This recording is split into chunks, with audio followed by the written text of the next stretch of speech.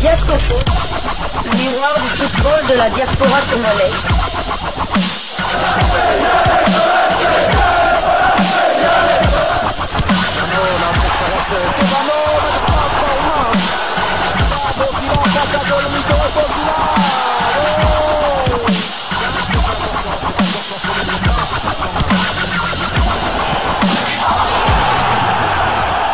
Diascofoot, le miroir du football de la diaspora congolaise.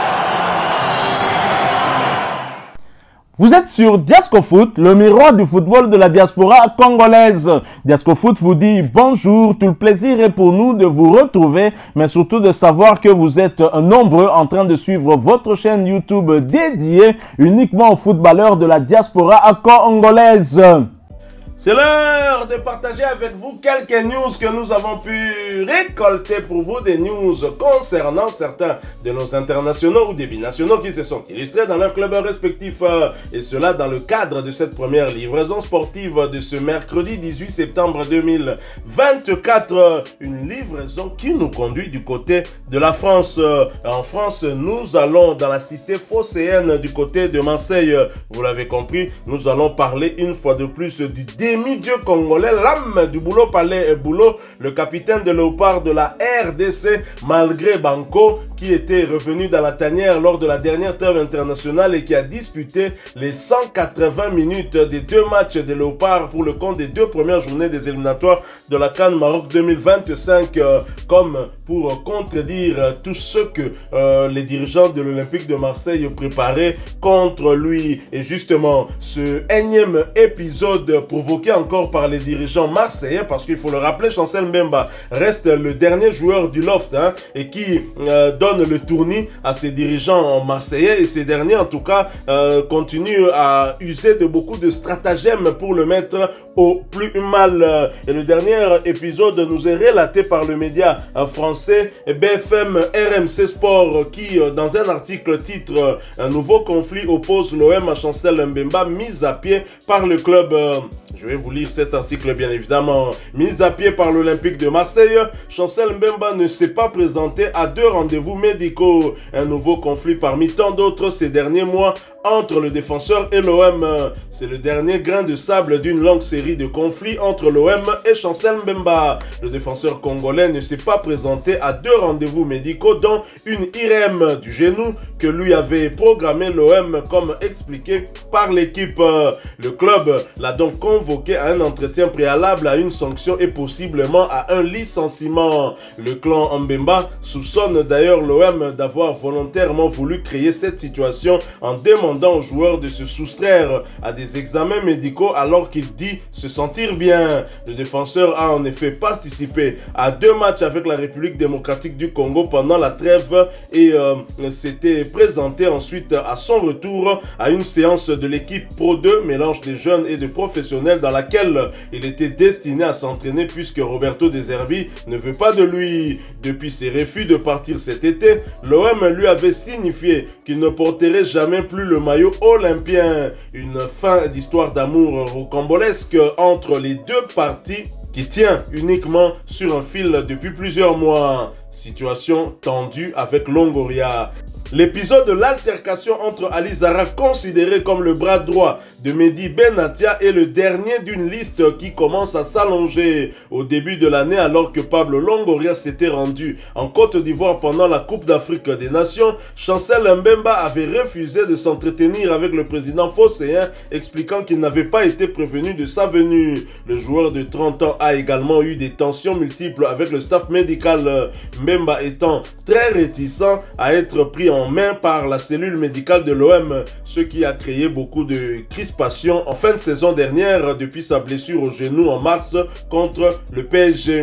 Défenseur le plus utilisé au club depuis son arrivée en 2022, quand 85 matchs toutes compétitions confondues, Chancel Mbemba voit son aventure sur la Canebière terminée en eau de boudin. Donc voilà, Chancel Mbemba traité de la manière dont on sait par ses dirigeants phocéens. Et si Pablo Longoria s'était rendu en Côte d'Ivoire que Chancel Mbemba avait refusé de discuter avec lui, ça signifie qu'il avait déjà des tensions. Et jusque là, tous les médias français, en tout cas les médias qui relayent ces informations, c'est des différents épisodes de ce conflit entre Chancel Mbemba et les dirigeants marseillais ne parle que du point de vue des dirigeants marseillais. Chancel Mbemba jusque-là ne s'est pas exprimé. Et en créant sa chaîne YouTube, beaucoup s'attendaient à ce qu'il vienne déballer tout sur ses réseaux sociaux. Il ne l'a pas fait. Lui est venu plutôt raconter son histoire. Et la meilleure, justement, reste à venir. Parce que nous attendons que cet épisode, que ce film se termine enfin pour que Chancel Mbemba puisse continuer à écrire son histoire. En tout cas,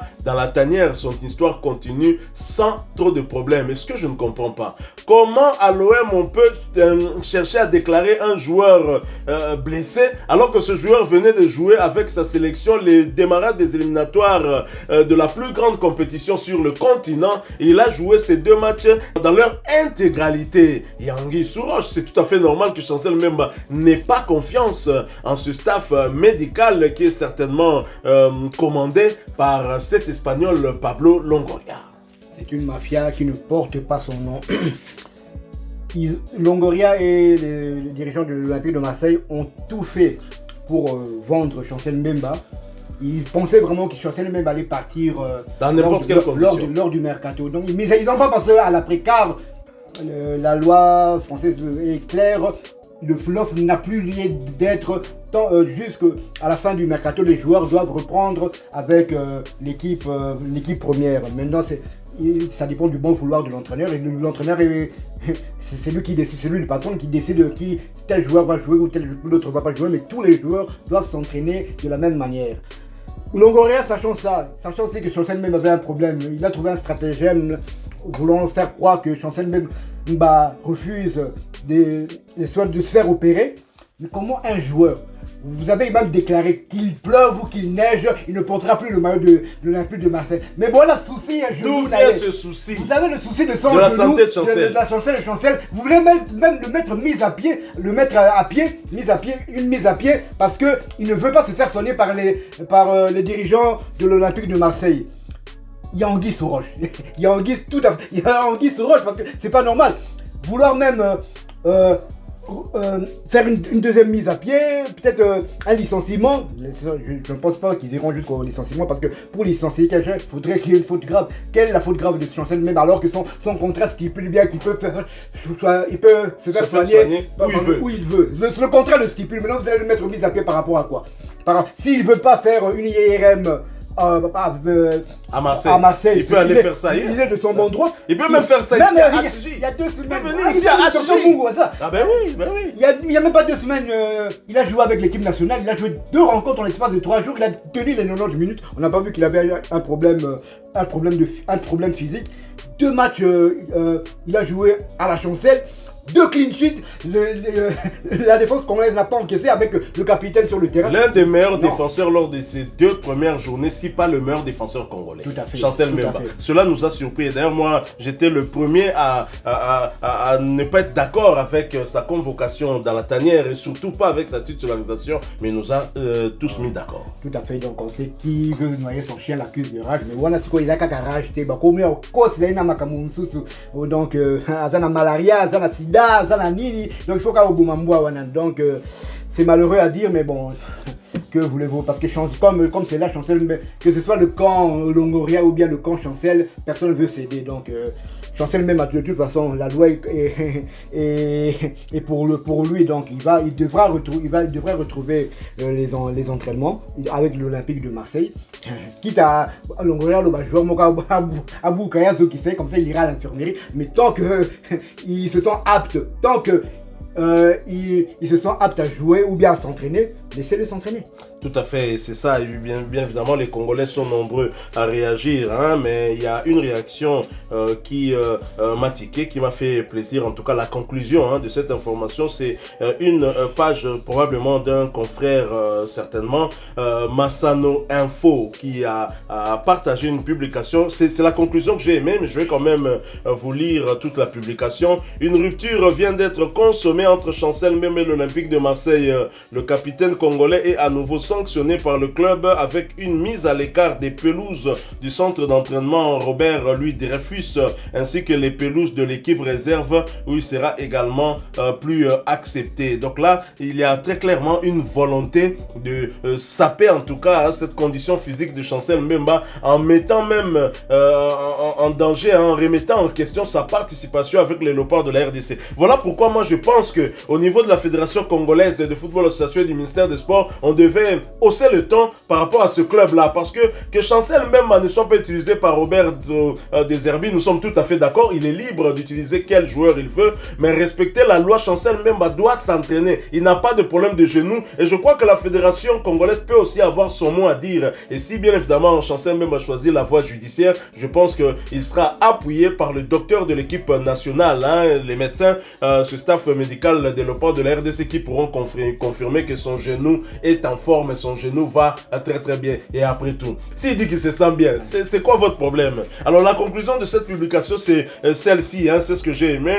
Mentalité Mbemba ne tombera jamais. Je dis bien mentalité Mbemba. Nous tous, toi, si on a mentalité Mbemba. Il y a mentalité à loser, à perdant, mentalité à gagnant. On attend licenciement pour qu'un nouveau chapitre soit ouvert pour le demi-dieu. Donnons-lui de la force. Olympique de Marseille, bon paie sa licenciement chance. Bon paie sa licenciement chance. Parce que c'est ce que nous attendons. Au lieu de mettre à pied, au mise à pied, au ceci, au retenir salaire, licencier Chancel Mbemba, vous n'aurez plus à le payer. Parce que de toute façon, à la fin de la saison, il partira libre. Donc, au lieu d'attendre tout ça, licenciez-le pour faute grave. Cherchez cette faute grave là, allez les licencier, bonne chance toutefois. Pablo Longoria, c'est ça la conséquence, hein, quand on a des dirigeants comme Pablo Longoria. Je peux encore comprendre, hein, Bernard Tapie avait utilisé aussi des méthodes peu catholiques, hein, mais c'est réellement parce qu'il aimait l'Olympique de Marseille. Mais pour Pablo Longoria, je me demande si c'est dans quel but. Voyons, hein, si l'Olympique de Marseille pourra gagner le titre de la Ligue 1 cette saison. Mawampanga pour ce club. Voilà, partagez avec nous en commentaire votre point de vue, hein, concernant notre demi-dieu congolais. Nous sommes arrivés à la fin de cette première livraison sportive de ce mercredi 18 septembre 2024. Si vous l'avez aimé, laissez-nous un maximum de j'aime. Merci de vous abonner également sur cette chaîne Diasco Foot parce que nous sommes le miroir du football de la diaspora congolaise. Et n'oubliez pas d'activer la petite cloche de notification histoire de ne plus rien manquer des prochains sujets que nous allons vous proposer. Encore une fois, merci à vous avec espoir de vous retrouver bientôt dans un autre sujet d'actualité. En attendant, portez-vous bien. Diasco Foot vous dit au revoir.